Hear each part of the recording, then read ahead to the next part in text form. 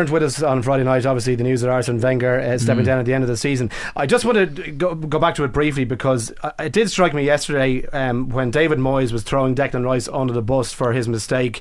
I just thought to myself, Arsene Wenger, for all his faults, and there are a lot of them, and they've been well written about over the weekend in the newspapers, but Arsene Wenger would never throw his player under a bus like David Moyes did yesterday. I thought what he did yesterday was brutal. Yeah, I seen, and the young fella had to come out on Twitter then with a comment that he made, which I thought was ridiculous as well from him, Hugh, because people now coming out apologising for their performances and I'm sorry about this and I'm sorry about that.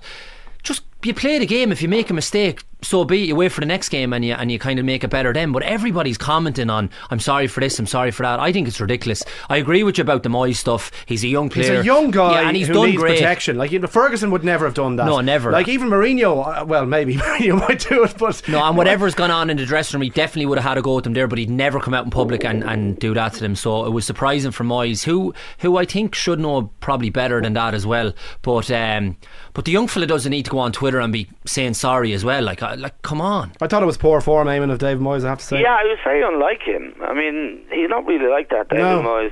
I can't remember him ever publicly criticising a player before. And certainly Declan Rice should get off Twitter, because anything that goes on between him and his coach needs to stay within the dressing room. And you don't need to go public the way he did. He's a very good young player, promising young player, but he did make a mistake. You have to put your hand up sometimes, and David Moyes is a good guy. He's not sort of some fool.